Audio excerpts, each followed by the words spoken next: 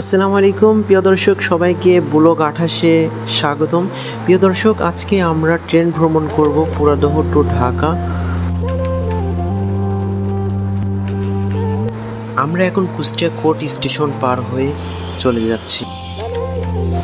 আরেকটি কথা বলে রাখা ভালো, আমার ভ্রমণ সঙ্গী হিসেবে আমার দুইটা বন্ধু এবং আমার চাচাতো ভাই ছিল সঙ্গে। ট্রেন ভ্রমণে উঠলে অবশ্যই যদি দূরে সফর করতে চান, সঙ্গে খাবার নিয়ে যাওয়া অনেক ভালো।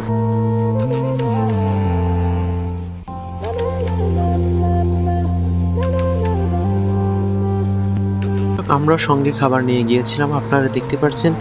আমরা ডিম ভাজি, আলু ভাজি এবং সঙ্গে রুটি নিয়ে গিয়েছিলাম। দর্শক, দেখতে দেখতে আমরা ভাঙ্গা স্টেশন পার হয়ে চলে যাচ্ছি। এবং একটি কথা বলে রাখা ভালো, ট্রেন এত দ্রুত যাচ্ছিল যেটার স্পিড মিটারে আমি দেখছিলাম 92-90 উঠছিল। এখানে অনেক সুন্দর সুন্দর স্টেশন রয়েছে, যে স্টেশনগুলো নতুন নির্মাণ করা হচ্ছে।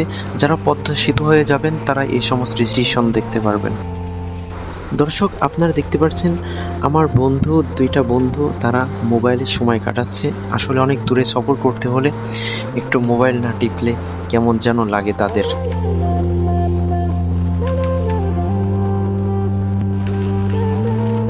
ইতিমধ্যে আমরা পদ্মা সেতু পার হয়ে চলে যাচ্ছি। পদ্মা সেতু, এটা বাংলাদেশের স্বপ্নের পদ্মা সেতু।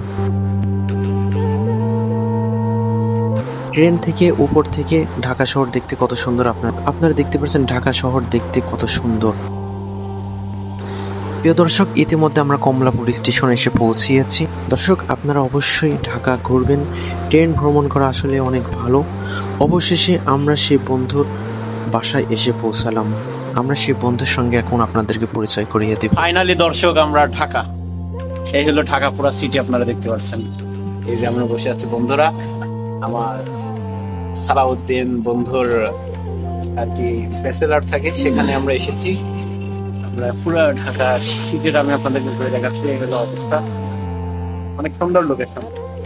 ঢাকা আসলে এই সমস্ত জায়গা আসলে দেখতে অনেক ভালো লাগে, বড় বড় বিল্ডিং এর উপর থেকে।